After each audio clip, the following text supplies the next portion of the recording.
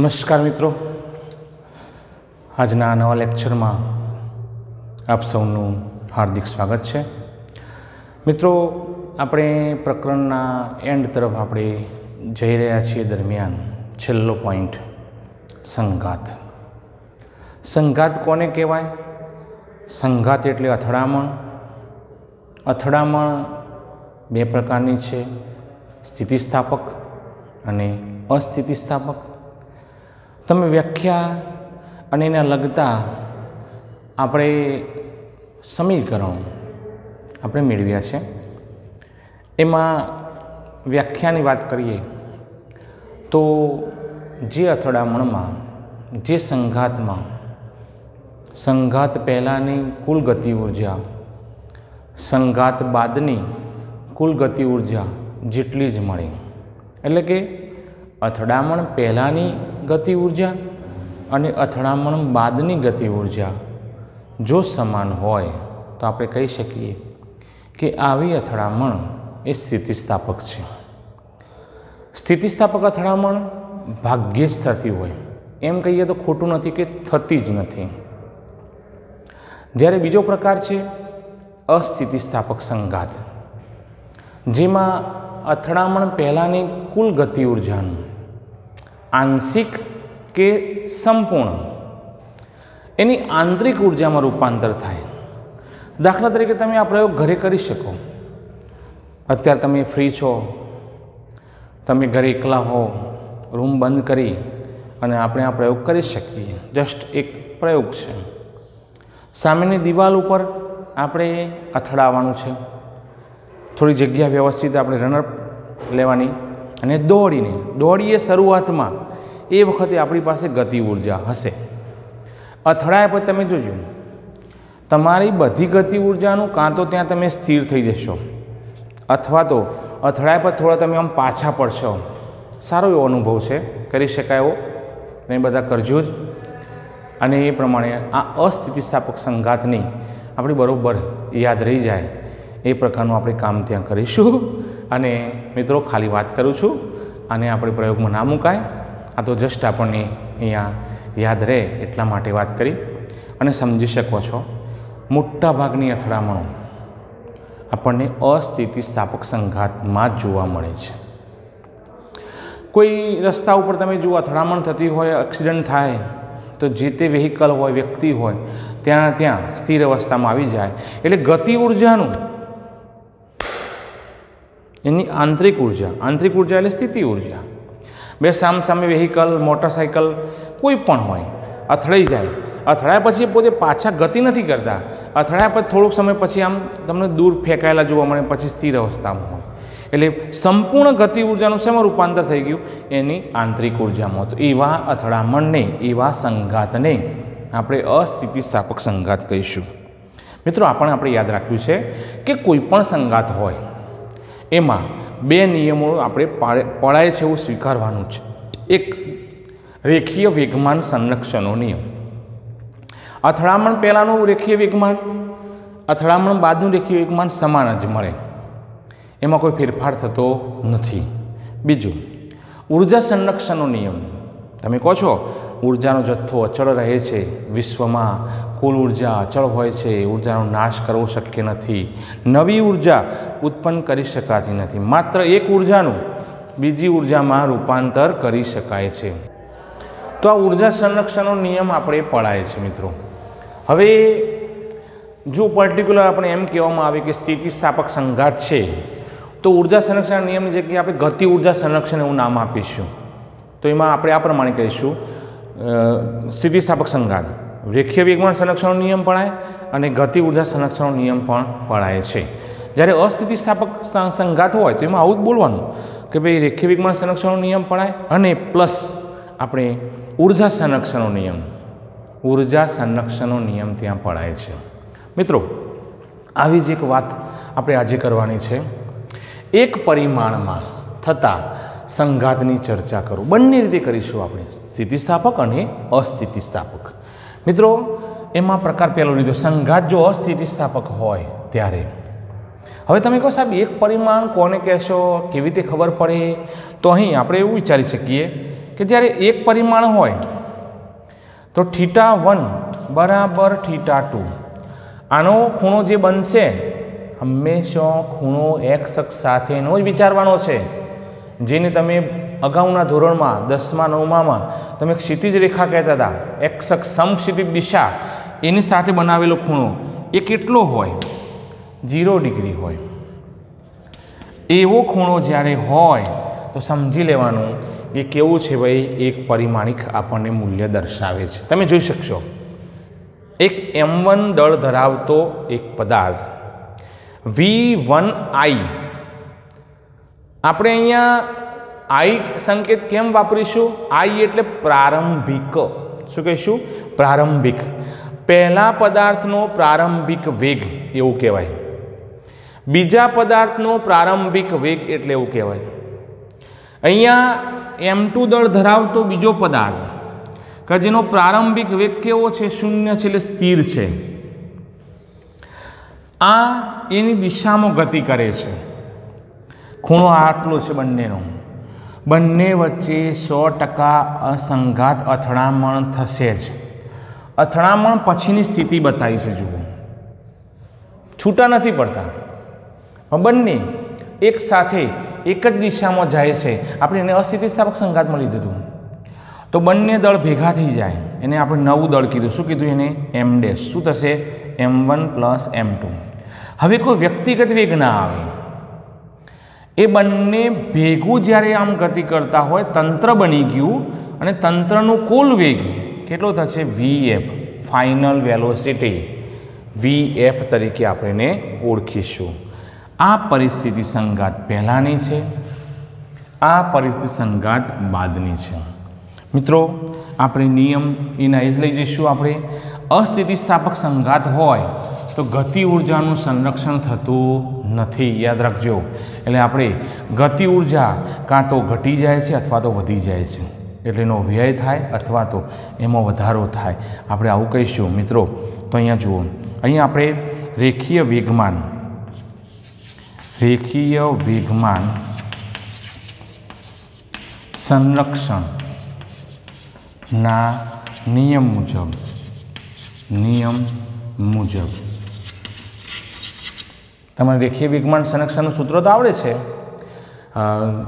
પેલા વેગમાનનું સૂત્ર બોલો, mv, p બરાબર mv. તો અહીંયા સંરક્ષણનો નિયમ બોલીએ તો એનો મતલબ શું? સંઘાત પહેલાંનું જે રેખીય વેગમાન હોય એટલું સંઘાત બાદનું હોય. ચલો, સંઘાત પહેલાંનું રેખીય વેગમાન m1 v1I plus m2 v2I. જો આપણે પહેલાં અહીંયા આ I અને F નહોતા લખતા, અહીંયા V1 લખતા હતા, અહીંયા V2 લખતા હતા. એની જગ્યાએ આપણે આવું લખ્યું. હવે અહીંયા તો બે ભેગું થઈ જાય છે. જુઓ, એટલે શું થશે? આપણે ભેગું લખવું હોય તો આવું લખી શકીએ, m ડેશ. m ડેશ એટલે m1 plus m2 vf, p બરાબર mv. ચલો, અહીંયા તમે આ તો મૂલ્ય શું છે ભાઈ? 0 છે. એટલે આની જગ્યાએ હું 0 મૂકું તો આ પદ 0 થઈ જશે. તો આ પદ વધ્યું m1 v1I બરાબર. ચલો, m ડેશની જગ્યાએ m1 plus m2 vf, m1 plus m2 vf. ચલો, ખ્યાલ આવી ગયો. હવે મારે vfને સૂત્રનો કરતા બનાવવું છે તો એકદમ સરળ પદ્ધતિ આપણને ખ્યાલ છે ભાઈ. સીધું ગુણાકારવાળું પદ ક્યાં જશે? ભાગાકારમાં જાય. m1 ભાગ્યા m1 પ્લસ m2 v1I. જોઈ લો, પેલો જે કૌંસ હતો ગુણાકારમાં ભાગાકારમાં ગયો. હવે તમે જોઈ શકતા હશો. ચલો, અહીંયા આ પદાર્થ ગતિમાં હતો, એના કારણે જ આપણને અહીંયા અથડામણ, અહીંયા સંભાવના વધી જાય છે. આ પદાર્થનો વેગ 0 છે. હવે એ જ્યારે અથડાશે એટલે એના વેગમાં શું થશે? ઘટાડો થશે. એટલે ગતિ ઉર્જાનું આંશિક, આપણે આવું શબ્દ વ્યાખ્યામાં બોલ્યા, આંશિકનો મતલબ શું? થોડો ઘણો. આંશિક આપણને આંતરિક ઉર્જામાં રૂપાંતર થાય. એટલે ગતિ ઉર્જામાં થતો વ્યય, ગતિ ઉર્જામાં ઘટાડો થાય. આપણે પહેલાંના ધ્યાનમાં રાખીશું, ગતિ ઉર્જામાં થતો ઘટાડો. ચલો એને કહીશું ડેલ્ટા કે. ડેલ્ટા કે સંઘાત પહેલાંની ગતિ ઉર્જા 1/2 m1v1i². આની ગતિ ઉર્જા બોલો 1/3 mv². ચલો પ્લસ 1/2 m2v2i². એમાંથી સાહેબ આમાંથી કેમ વાત કરી? તો પહેલાં ગતિ ઉર્જા વધારે હોય પછી ગતિ ઉર્જા ઘટે એટલે જ આપણે એને કહીશું ઘટાડો થયો. ચલો 1/2 m-vf². આવું થયું, આપણને આવું પદ મળ્યું. હવે એક સાથે બે વિચારીશું. આનું મૂલ્ય 0 છે, આપણે અહીં ખબર છે, અને આનું મૂલ્ય આપણને ખ્યાલ છે. શું લેવાનું છે? m1 plus m2. ચલો સ્ટેપ બાય સ્ટેપ જઈએ છીએ. 1/2 m1v1i². પછી હું માઇનસ કરી દઉં છું. કેમ? તો આ પદ તો 0 થઈ ગયું છે, એટલે આ પદ લખ્યું આપણે. આ પદ 0 થઈ ગયું, હવે આ પદ લખીએ છીએ. 1/2 m' જગ્યા લખીએ m1 પ્લસ m2. કોની જગ્યાએ લખ્યું? m' જગ્યાએ. હવે મિત્રો vf² એટલે આપણી પાસે છે, તો એનું મૂલ્ય મૂકીએ. ચલો m1 ભાગ્યા m1 પ્લસ m2. હવે એનો વર્ગ છે મિત્રો, તો અહીંયા પર્ટિક્યુલર હું વર્ગ આપી દઉં. આવી રીતે આપી શકાય.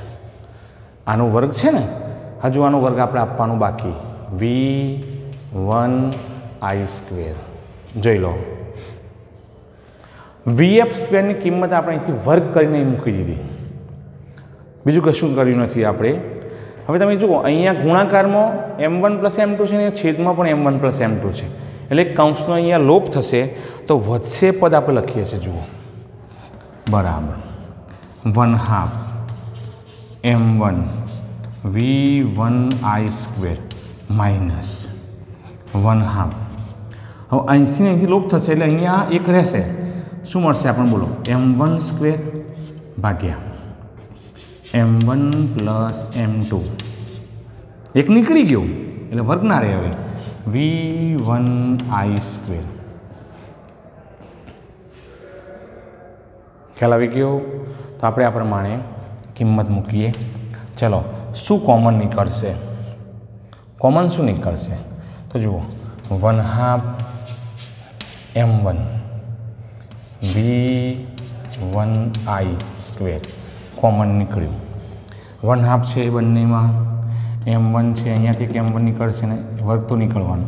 અહીં શું વધ્યું? 1 માઇનસ. અહીં કશું નથી, બધું બહાર નીકળી ગયું, એક વધશે. અહીં શું વધશે? m1. એક m1 વધવાનું, એક m1 કોમન કાઢ્યો, છેદમાં m1 પ્લસ m2. જોઈ લો, હવે આપણે લસા લઈએ છીએ. 1/2 m1 v1i². ચલો લસા લઈએ આપણે. m1 plus m2. આખું પદ અહીંયા એક સાથે ગુણાશે, પ્લસ m2 માઇનસ m1. આખું પદ અહીંયા ગુણાયું, માઇનસ m1. m1નો લોપ થયો. શું મળ્યું? ડેલ્ટા કે બરાબર 1/2 m1 m2. ગુણાકારમાં છે મિત્રો. m1 m2 ભાગ્યા m1 પ્લસ m2, અને જોડે ગુણાકારમાં v1i². આટલું પદ આપણને મળે છે. આને કહીશું આપણે અસ્થિતિસ્થાપક સંઘાત. મિત્રો, આમાં આપણે ગતિ ઉર્જામાં શું શોધ્યો? ઘટાડો. કેટલો વ્યય થાય છે તે. ચલો મિત્રો, આપણે એ પ્રમાણે સંઘાત સ્થિતિસ્થાપક હોય ત્યારે, અને પાછું એક પરિમાણ, એટલે આપણે અહીં લખીશું, અહીં θ1 બરાબર θ2 બરાબર 0. એ શું દર્શાવે છે?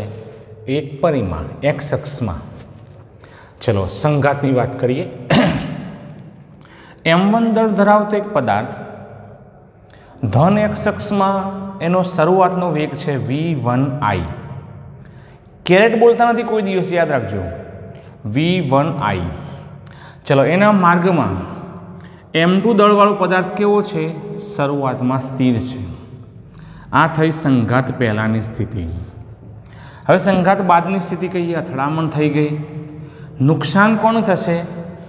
તો કે પહેલા પદાર્થને, એનો વેગ ઘટશે, જ્યારે બીજા પદાર્થનો વેગ વધે. સામાન્ય સ્થિતિમાં આવું કહીએ છીએ, આમ અથડાઈ જાય તો આમ આગળ વધે છે. ચલો, તો અથડામણ બાદ પહેલા પદાર્થનો વેગ v1f, f એટલે ફાઇનલ, અંતિમ, i એટલે પ્રારંભિક, f એટલે અંતિમ, અને બીજા પદાર્થનો વેગ છે v2f. મિત્રો, અહીંયા સ્થિતિસ્થાપક સંઘાત હોય તો બે નિયમો આપણે બોલ્યા કે એક તો રેખીય વેગમાન સંરક્ષણનો નિયમ પડાય અને ગતિ ઉર્જા સંરક્ષણનો પણ નિયમ પડાય છે. એટલે આપણે અહીંયા એની વાત કરીએ. મિત્રો ધ્યાન આપજો, બહુ જ મહત્ત્વના પરિણામો આપણે અહીંયા મેળવવા જઈએ. આનું બધું મેથેમેટિકલ સ્ટેપમાં આપણે ધ્યાન રાખીશું, બધું ખ્યાલ આવી જશે. રેખીય વેગમાન સંરક્ષણના નિયમ મુજબ ચલો કેવી રીતે કહીશું? સંઘાત પહેલાંનું કુલ રેખીય વેગમાન બંનેનું ભેગું કરો બરાબર સંઘાત બાદનું કુલ રેખીય વેગમાન જોવા મળે, સમાન જોવા મળે. ચલો આનું કહીએ રેખીય વેગમાન m1 v1i. બરાબર, હું અહીંયા બરાબર કરું છું કારણ કે આનું વેગમાન તો શું થવાનું છે? શૂન્ય. m2 v2i બરાબર શૂન્ય થઈ જવાનું છે. તો બરાબર, હવે આનું વાત કરીએ. ચલો બોલતા રહો બધા જોડે જોડે. m1 v1f plus m2 v2f આવું મળે. ખ્યાલ આવી ગયો? સમીકરણ નંબર 1. આ પણ સમીકરણ નંબર 1 છે. હવે આમાં જે થોડુંક હું અહીંયા સ્વીકારું છું, જુઓ, જેમાં m1 દળ સમાન છે એવા પદોને હું આ બાજુ ભેગા કરું છું. શું થશે? m1 v1i માઇનસ થાય મિત્રો m1 v1f બરાબર આ પદને આપણે આ બાજુ લાવ્યા m2 v2f. આમાં તમે થોડું વિચારો, શું કોમન નીકળશે? m1 નીકળે છે તો m1. ચલો, v1i માઇનસ v1f બરાબર ખ્યાલ આવી ગયો m2 v2f. અને સમીકરણ નંબર હું 2 કહું છું. અહીંયા એક જ નિયમ વાપર્યો આપણે, રેખીય વેગમાન સંરક્ષણનો નિયમ. હજુ આપણે બીજો નિયમ આપણા પડાય છે એવું સ્વીકાર્યું છે આપણે, એને કહીશું ગતિ ઉર્જા સંરક્ષણના નિયમ પરથી. ચલો મિત્રો, નિયમ આપણે બોલીએ છીએ. હવે ગતિ ઉર્જાનું સૂત્ર શું થશે? 1/2 mv². ચલો આનું બોલીએ 1/2 m1 v1i². આ તો શૂન્ય થશે એટલે 1/2 m1 v1i² બરાબર આ તો શૂન્ય થવાનું, લખવાનો કોઈ અર્થ નથી. અહીંયા જુઓ તો 1/2 m1 v1f². વેગ બદલાઈ ગયો, વેગ અહીંયા 1f થઈ ગયો, v1f પ્લસ 1/2 હવે આનું બોલવાનું m2 v2f². ખ્યાલ આવી ગયો? આ ત્રણે ત્રણ આપણે આને સમીકરણ નંબર 3 આપીશું. ત્રણે ત્રણ પદ જે છે ડાબી બાજુ અને જમણી બાજુ, કોમન પદ શું છે? તમે કહો સાહેબ 1/2, તો એને આપણે દૂર કરીએ. m1 v1i² બરાબર m1 v1f² plus m2 v2f². Okay, હવે આપણે કામ કરીશું. આ પદને આ બાજુ લઈ જઈએ તો માઇનસમાં આવે છે, અને માઇનસમાં આવે તો આપણી પાસે સૂત્ર. ચલો મિત્રો, આપણે હવે ફરી પાછા આ સમીકરણમાં કંઈક એવું આપણે સાદુરૂપ આપીએ જેથી આપણને પરિણામ તરફે લઈ જશે. જો આ બંનેમાં શું સમાનતા છે, m1 ભેગું કરીએ શું થશે, m1 v1 i caret i square minus થશે ને, અને બંનેમાં શું કોમન છે તો કે આ કોમન છે m1, આ બાજુ આવી જાય માઇનસમાં જતું રહે, અને એમાંથી કોમન કાઢીએ આપણે તો m1 નીકળે બરાબર m2 v2 f square. Clear? આ પદને આ બાજુ લાવ્યા અને પછી એમાંથી m1 કોમન કાઢ્યો. તમને ખબર હશે a square minus b square, પૂર્ણ વર્ગ પદાવલીના તફાવતની રીત v1i minus v1f a minus b a plus b. આનું આપણે વિસ્તરણ કર્યું a minus b a plus b m2 v2 f square. Clear? હવે તમે અહીં જુઓ સમીકરણ 2, એમાં આટલું પદ તમને દેખાતું હશે. જુઓ m1 v1i માઇનસ v1f, એની જગ્યાએ શું લખી શકાય બોલો, m2 v2f લખી શકાય. તો આની જગ્યાએ m2 v2f v1i plus v1f બરાબર m2 v2f સ્ક્વેર. કારણ બતાવી દઈએ સમીકરણ 2 પરથી. સમીકરણ 2 પરથી આપણને આવું પદ મળ્યું. ચલો, ખ્યાલ આવી ગયો? હવે બંને બાજુ સમાન પદ તમને શું દેખાય છે, m2 v2f m2 v2f. એટલે અહીંયા m2 તો નીકળી જશે પણ એક v2f વધશે, એટલે એને હું લખું છું અહીંયા v2f બરાબર. ખ્યાલ આવી ગયો મિત્રો? m2 અહીંયા લોપ થશે અને એક v2f જતો રહેશે, એટલે અહીં v2f રહેશે. અહીંયા લખ્યું મેં. અહીં શું વધ્યું, v1i plus v1f. Step by step આપણે ક્રમ આપણે આપતા જઈએ છીએ. સમીકરણ નંબર 4. ઓકે, હવે સમીકરણ 4 જે છે એને આપણે અહીંયા મૂકવા પ્રયત્ન કરીશું. મિત્રો અહીંયા આપણે મૂકીએ છીએ સમીકરણ 4, અહીંયા મૂકીશું. કોની જગ્યાએ મૂકીશું, 2fની જગ્યાએ v2fની જગ્યાએ કિંમત મૂકી દઈએ. ચલો, સમીકરણ 1 પરથી ચલો m1 v1i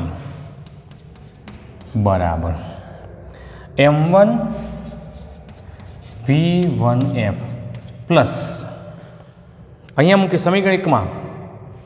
અહીંયા v2fની જગ્યાએ આપણે આ મૂકીશું એટલે થશે શું, m2 v1i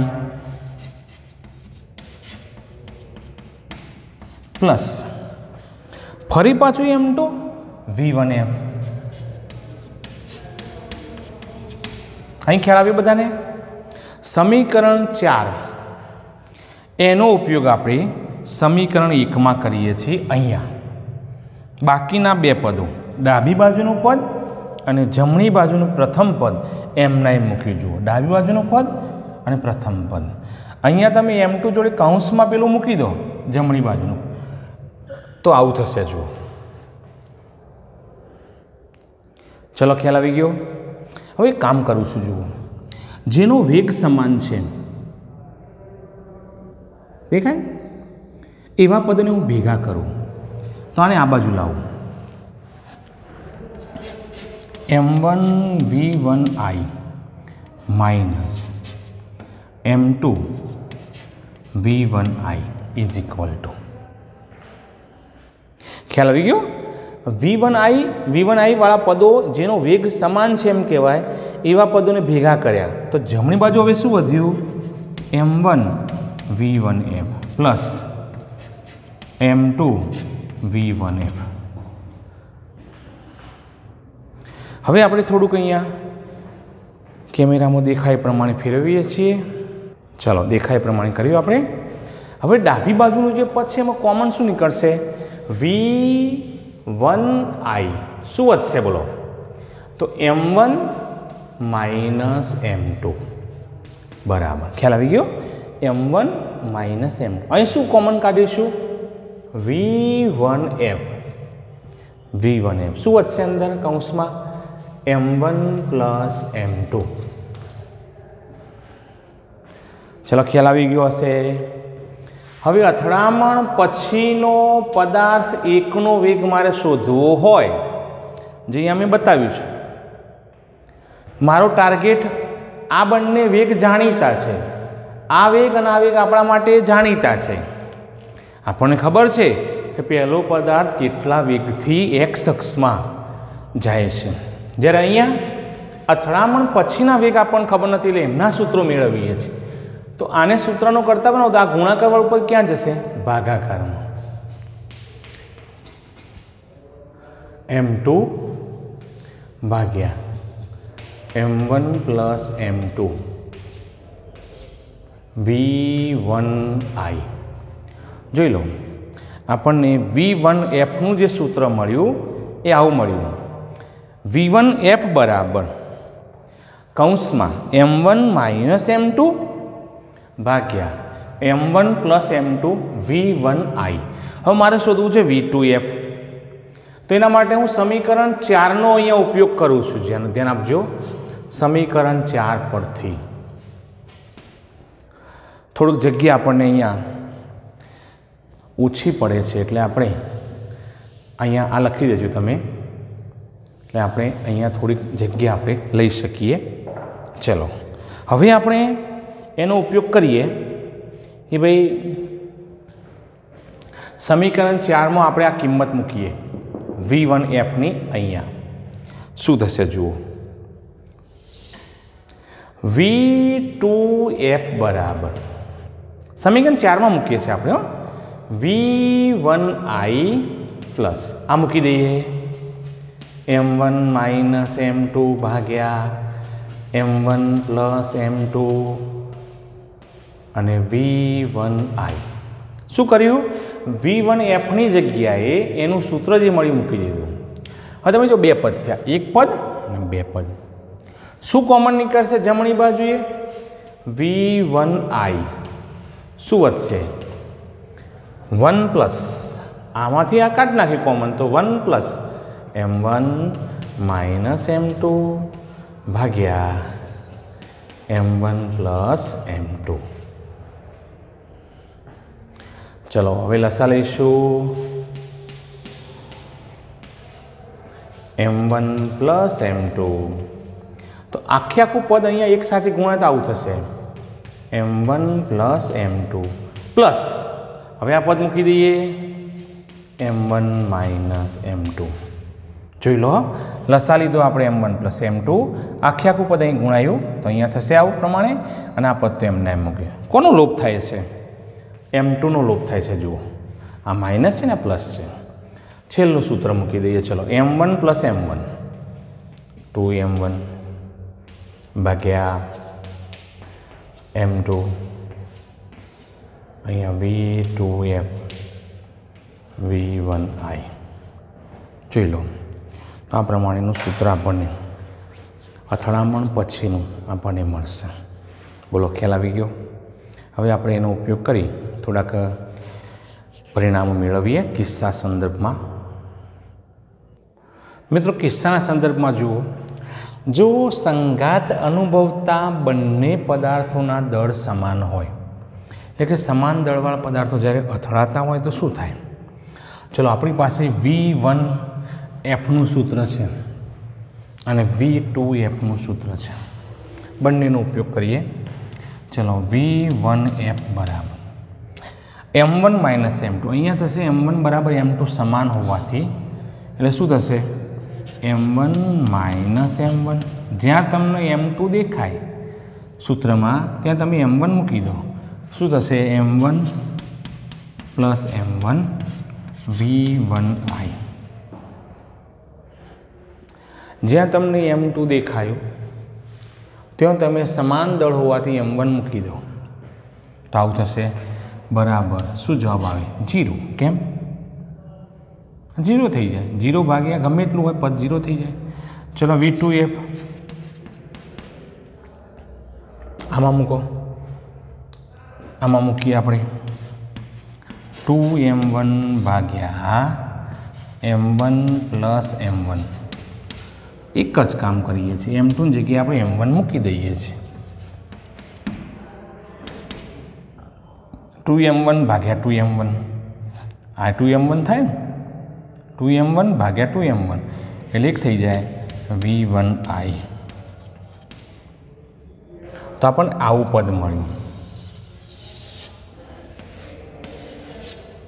જ્યારે સમાન દળના પદાર્થો જ્યારે અથડાય અને એમાંય ખાસ તો આપણે પેલું લીધું છે આપણે કે બીજો પદ શરૂઆતમાં સ્થિર હોય ત્યારે અથડામણ પછી પ્રથમ પદાર્થ શું કરશે એ પોતે સ્થિર થઈ જશે અને બીજા પદાર્થને શું કરશે પોતાની પ્રારંભિક ઝડપ જેટલો ધક્કો આપશે. આ પહેલો પદાર્થ. બીજો પદાર્થ સ્થિર છે. પહેલો પદાર્થ શરૂઆતમાં આવતો હોય એ વખતે એનો જે વેગ છે એટલો પેલા બીજા પદાર્થને આપી એ પોતે સ્થિર થશે અને બીજા પદાર્થને એ જ દિશામાં એ ધક્કો મારશે. તો આ થયું મિત્રો બંને દળ સમાન હોય ત્યારે. હવે આપણે એવું એની જગ્યાએ બીજું વિચારીએ. જુઓ નંબર 2, જો m2 is more greater than m1 હોય તો, એટલે બીજો પદાર્થ પહેલા પદાર્થથી ખૂબ જ મોટો હોય અને એ વખતે આપણે જોઈએ બંનેના, એટલે એનો મતલબ એવો થયો કે m2 ની સાપેક્ષે m1 નું દળ અવગણવાનું. ચલો v1f અહીંયા જુઓ,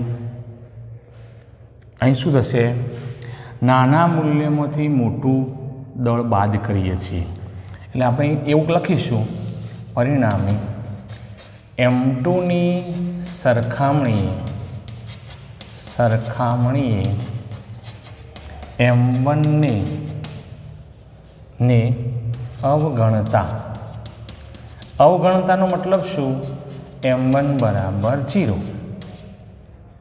આપણે લઈ લેવાનું. ચલો જ્યાં તમને m1 દેખાય તો 0 મૂકી દેજો.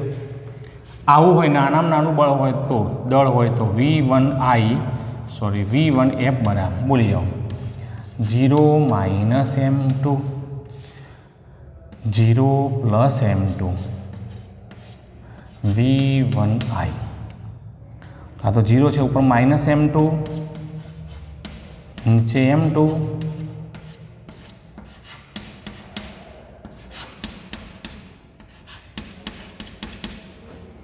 Minus v1i. v2f અહીં જુઓ m1 ની જગ્યાએ 0 મૂકીએ તો આ પદ તો 0 થઈ જાય. આ પદ 0 થઈ ગયું. ભારે પદાર્થ કોણ હતો? બીજો પદાર્થ. એનો વેગ કોઈ વધારો ઘટાડો થયો નથી. કેવો રહેશે? શૂન્ય, એટલે અચળ કહેવાય. પણ સૌથી વધારે અથડામણ કોની આપણે અહીંયા જોવા મળશે? ધારો કે ભારે પદાર્થ આમ જતો હોય, ડૉક્ટર હાથી, તારક મહેતા કા ઉલ્ટા ચશ્મા, આપણે કેરેક્ટરને યાદ રાખીએ. એ આમ જતા હોય અને પાછળથી પોપટલાલ અથડાઈ જાય તો ડૉક્ટર હાથીને જ્યારે અથડાઈ જાય પછી ડૉક્ટર હાથીને કદાચ આવો અનુભવ મળે. શું થયું? કારણ કે એમના વેગમાં કોઈ ફેરફાર થતો નથી.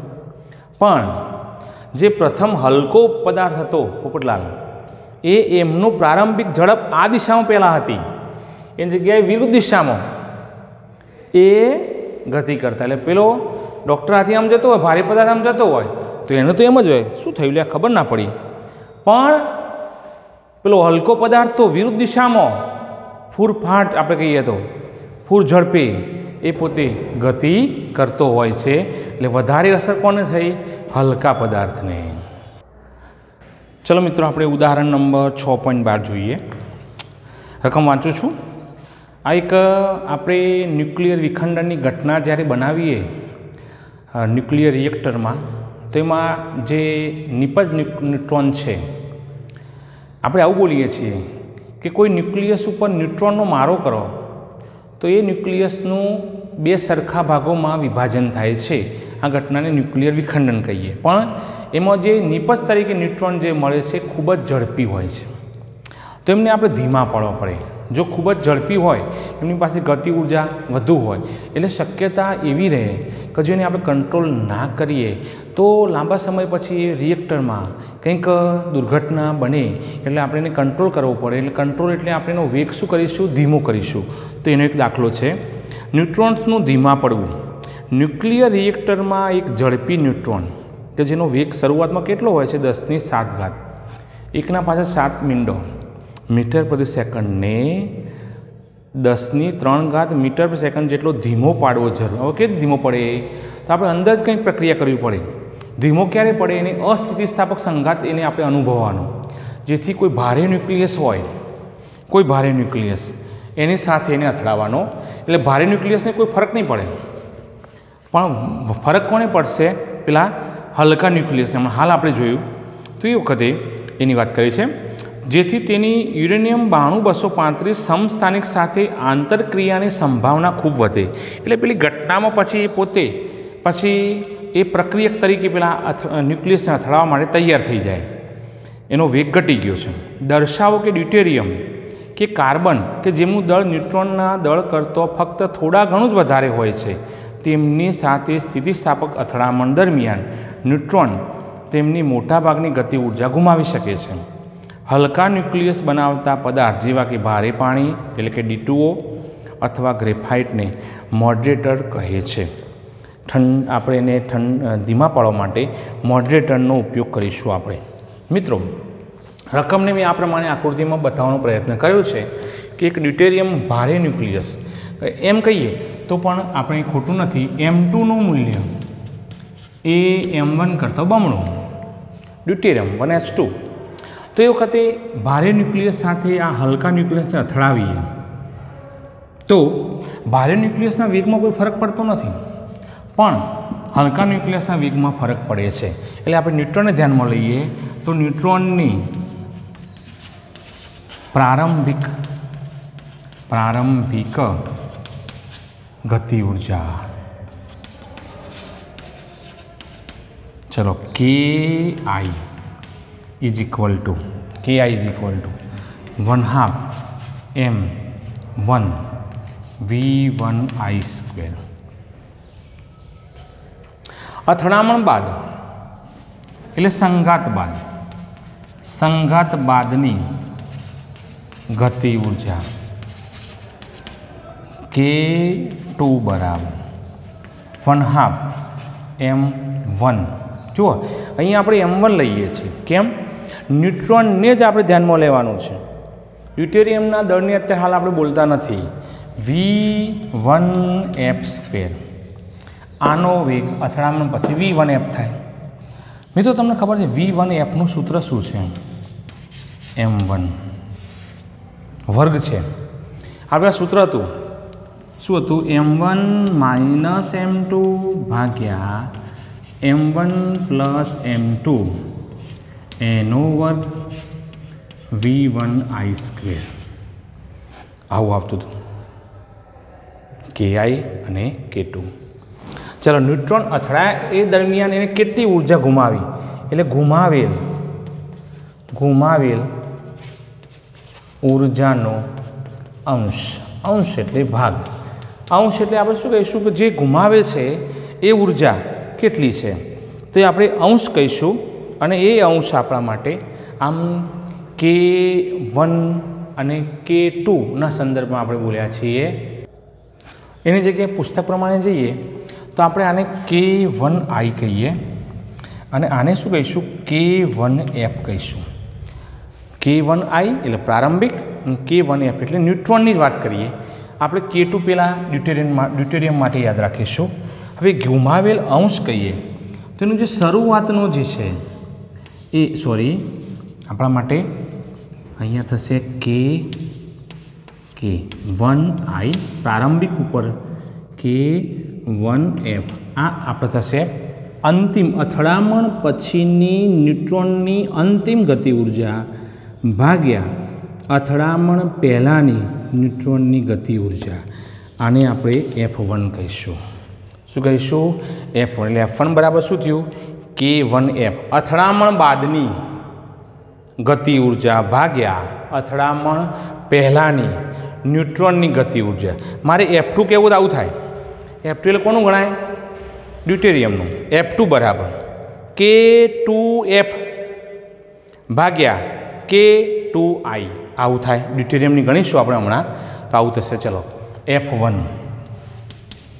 F1 બરાબર હવે K1F જુઓ એટલે આટલું પદ છે આના ભાગ્યા એટલે હું લખી દઉં છું. જુઓ 1/2 M1 માઇનસ M2 ભાગ્યા M1 પ્લસ M2 એનો વર્ગ V1I એનો સ્ક્વેર. ચલો ભાગ્યા આ થઈ ગઈ K1F. હવે K1I તો એ મૂકીએ 1/2 M1 પછી V1I સ્ક્વેર આવું થશે. જુઓ મૂકી દઈએ. શું અહીંયા મળશે આગળ?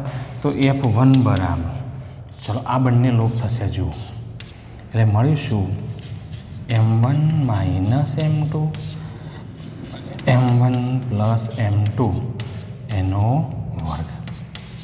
સમીકરણ નંબર 1. હવે મિત્રો મારે મોડરેટિંગ એટલે કે ડ્યુટેરિયમ માટે કહીશું મોડરેટિંગ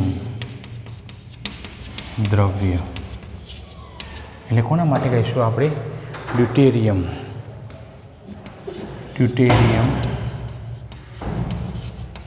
ને મેળવેલ ઉર્જાનો અંશ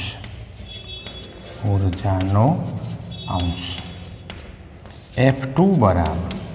હવે આની જેમ બોલવા જાઉં તો શું થશે? K2F ભાગ્યા K2I. પણ એ ના હોય તો જુઓ શરૂઆતમાં ઉર્જાનો જથ્થો એક છે એમાંથી જ્યારે અથડામણ થાય એટલે અમુક ઉર્જા ગુમાવવામાં આવે એ ઉર્જા મેળવવાના સંદર્ભમાં કહીએ તો ઉર્જાનો કુલ જથ્થો કેટલો હતો? આખો એક કહેવાય. એમાંથી કેટલી ઉર્જા ગુમાવી અંશ? તો F1 જેટલી ઉર્જા આપણે ગુમાવી. તો સૂત્ર શું થયું? F2 બરાબર 1 માઇનસ F1 થયું. મિત્રો તો આપણે એને શોધવાનો પ્રયત્ન કરીએ કે F2 કેટલું મળે છે. એટલે સૂત્ર શું થયું? F2 બરાબર 1 માઇનસ F1. મિત્રો થોડુંક અહીંયા કેમેરો ફેરવું. ચલો હવે અહીંયા F2 બરાબર 1 માઇનસ. હવે આપણે લેવું પડે સમીકરણ 1. હવે આને હું અલગ કરી દઉં. M1 માઇનસ M2 એનો કૌંસ વર્ગ આને કહું છું અને નીચેનાનું પણ આપણે કૌંસ વર્ગ કરીએ M1 પ્લસ M2 એનો કૌંસ વર્ગ. ચલો બરાબર 1 માઇનસ આ કૌંસ છોડી કાઢો. M1 minus 2M1 M2 plus M2 square ભાગ્યા છેદમાં અહીંયા વર્ગ આવે M1 square plus 2M1 M2 plus M2 square. હવે લસા લઈએ આપણે. M1 સ્ક્વેર પ્લસ આ લસા આવશે 2M1 M2 plus M2 square.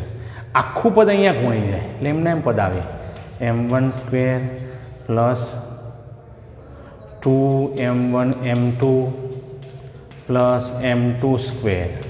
પછી યાદ રાખો આગળ માઇનસ છે ને કૌંસ છોડવો છે આપણે તો minus M1 square plus 2M1 M2 પછી આ માઇનસ થશે M2 સ્ક્વેર. શું કર્યું? લસા લીધો તો આ લસા આપણે મૂક્યો.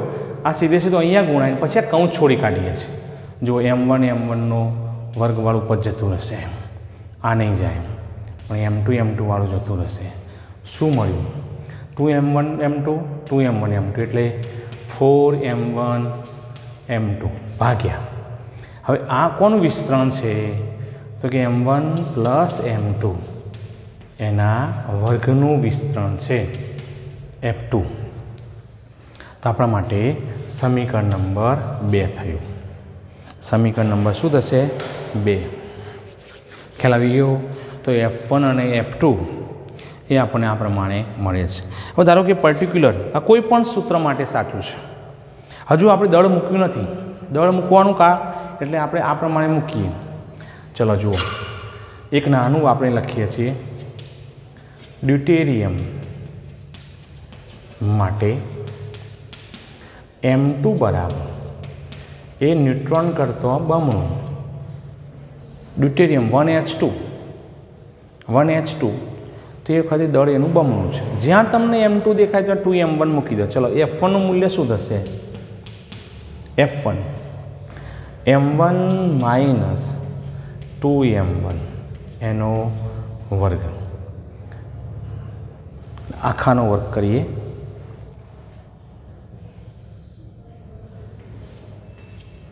ભાગ્યા m1 પ્લસ 2m1 એનો વર્ગ બરાબર.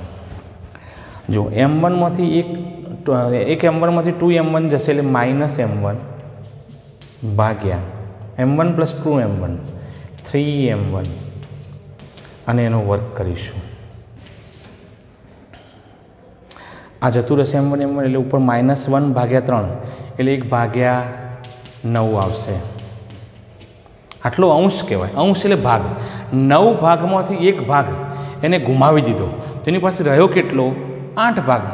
તો આને હું ટકાવારીમાં ફેરવું તો 100% કરું તો મને અહીંયા પદ મળશે 1 ભાગ્યા 9 એટલે આપણા માટે 11.11. પણ હવે શું લખવાનું? ટકા. f2 તમે આમાં કિંમત મૂકો અથવા તો એમાં ના મૂકો તો આ મૂકજો. 1 માઇનસ 1 ભાગ્યા 9 f1 જગ્યાની કિંમત મૂકી દો એટલે શું થયું? 8 ભાગ્યા 9. એને હું ટકાવારીમાં ફેરવું 100%. તો આપણને મળશે 88.89% f1 અને f2 નું મૂલ્ય. હું તમને એક હોમવર્કમાં આપું છું. જો કાર્બન લઈએ તો તમારે આ જ મૂલ્ય એમાં m2 કાર્બનનું દળ, કાર્બનને શું કહીએ છીએ? C612. તો આપણે ન્યુટ્રોનના દળ કરતો કેટલું લઈશું? 12 ગણું. અહીં કેટલા ગણું હતું? 2 ગણું. તમે સમીકરણ 1માં સમીકરણ 2માં કિંમત મૂકજો અને એનું જે મૂલ્ય આવે એ તમે ટકાવારીમાં રૂપાંતરિત કરજો, જેથી તમને પુસ્તકમાં તમને અમુક ટકાવારીમાં મૂલ્ય આપણે તમને મળી જશે મિત્રો. તો આને કહીશું ભાઈ આપણે ઉદાહરણ નંબર 6.12. ચલો મિત્રો, ઉદાહરણ નંબર 6.13. આકૃતિ 6.10માં સમાન દળ m1 બરાબર m2 ના 2 બિલિયર્ડ બોલ વચ્ચેની અથડામણ દરમિયાન અથડામણ દર્શાવી છે. પ્રથમ બોલ મારક કહેવાય, જેના વડે આપણે અહીંયા મારવાનું છે પેલા બીજા બોલને. જ્યારે બીજો બોલ લક્ષ્ય બોલ કહેવાય. બિલિયર્ડનો ખેલાડી લક્ષ્ય બોલને ખૂણાના કાણામાં નાખવા માગે છે, જે θ2 બરાબર 37 ડિગ્રી ખૂણે રાખેલ છે. ધારો કે અથડામણ સ્થિતિસ્થાપક છે અને ઘર્ષણ તથા ચાક ગતિ મહત્ત્વના નથી, તો θ1 શોધો. મિત્રો, અથડામણ કેવી છે? સ્થિતિસ્થાપક. તો આપણે કહીશું સંઘાત સ્થિતિસ્થાપક છે. સંઘાત સ્થિતિસ્થાપક છે. હવે સંઘાત સ્થિતિસ્થાપક હોય તો રેખીય વેગમાન સંરક્ષણનો નિયમ પડાય. તો રેખીય વેગમાન સંરક્ષણના નિયમ મુજબ જો મિત્રો અગાઉ આપણે એક જ દિશા હતી એટલે કોઈના પર તીર દોર્યું નહોતું, અહીં તીર દોરવું પડશે કારણ કે આપણી પાસે અહીંયા ખૂણાઓ અલગ અલગ છે. પહેલાંમાં ખૂણો 0 હતો, θ1 બરાબર θ2 બરાબર 0. એટલે અહીંયા આપણે પહેલા પદાર્થનું વેગમાન m1 v1i સદિશ બરાબર કેમ લખ્યું? આ સ્થિર છે એટલે એનો v2i બરાબર 0 આપણે એવું લઈએ. ચલો આનું વેગમાન m1 v1f સદિશ પ્લસ આનું વેગમાન m2 v2f સદિશ આવું મળે. સમીકરણ નંબર આને હું 1 આપી દઉં છું. ચલો હું સમીકરણ 1ને સમીકરણ 1 સાથે જ ગુણું છું. સમીકરણ 1 હા એક વાત જો થઈ શકે આમાં m1 અને m2 સમાન હોય તો જો અહીંયા m1 m2 અહીંયા હોય તો હું અહીંયા m1 v1i સદિશ બરાબર m1 v1f સદિશ પ્લસ m1 લઉં છું. તો અહીંથી m1 કોમન નીકળે અને અહીંયા m1 છે એટલે m1 લોપ થાય તો v1i સદિશ બરાબર v1f સદિશ પ્લસ v2f સદિશ થાય. ખ્યાલ આવી ગયો. m1 બરાબર m2 છે અહીં m2 ની જગ્યાએ આપણે m1 મૂકીએ અને બંને પદમાંથી m1 કોમન કાઢીએ તો m1 કૌંસમાં આટલું પદ રહેશે.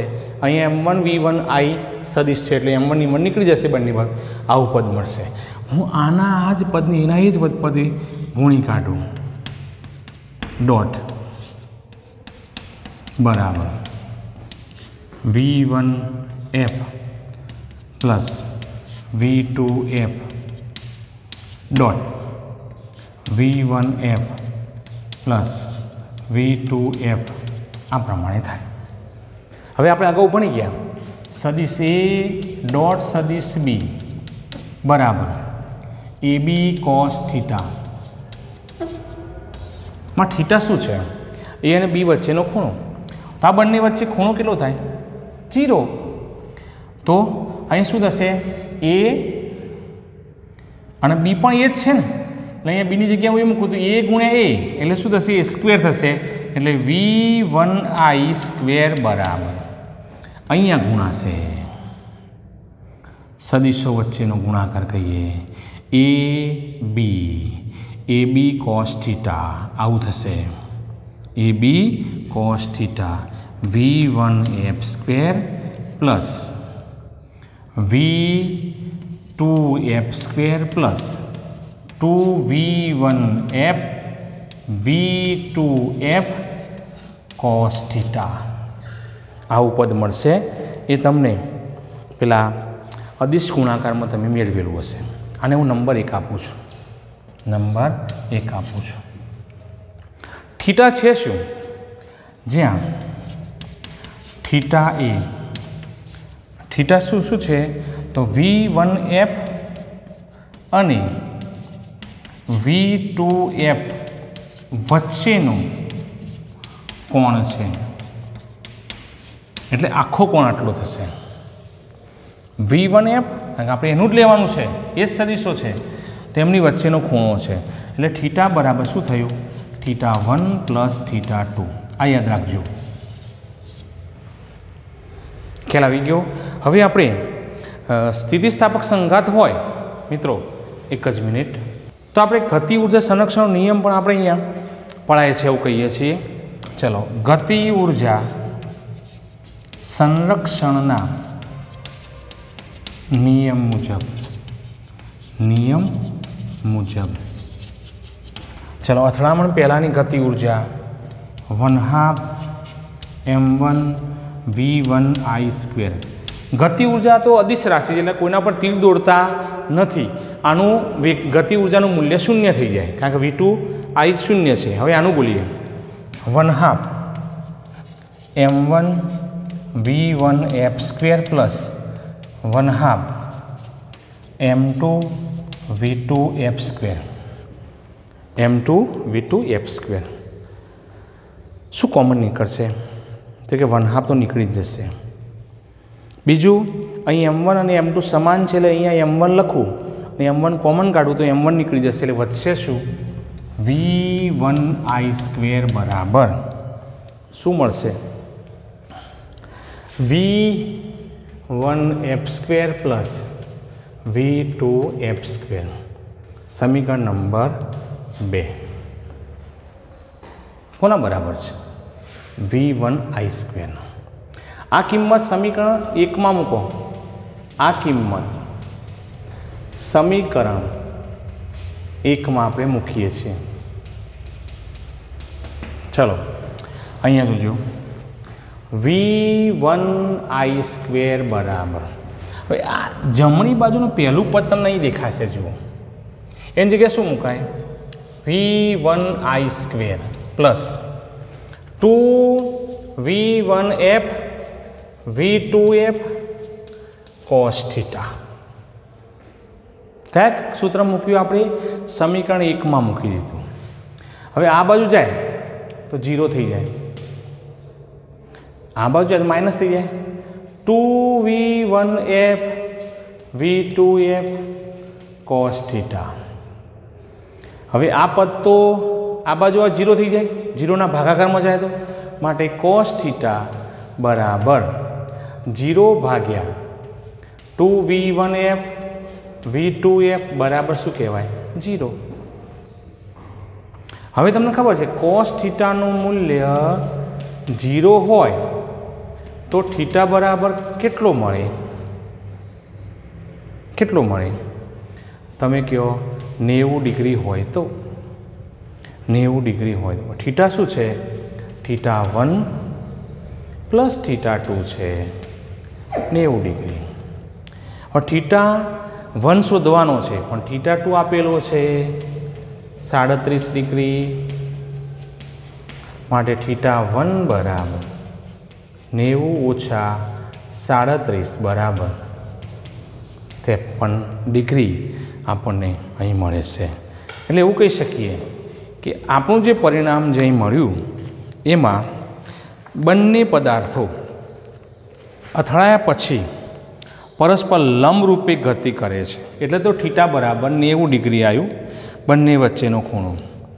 બે સરખા દળો હોવાથી અને એમાંય પાછો બીજો પદાર્થ એક આપણને સ્થિર બતાવ્યો છે, અને જ્યારે અથડામણ થાય ત્યારે બંને પદાર્થો લંબરૂપે અથડાયા પછી ગતિ કરતા જોવા મળે છે। મિત્રો, આજે આપણે પ્રકરણ પૂર્ણ કરીએ છીએ। હવે આપણે સ્વાધ્યાયના દાખલા ગણીશું, એટલે આ જે અથડામણનો જે આપણો ટૉપિક હતો આજે આપણે આ પ્રમાણે અહીંયા સમજ્યો।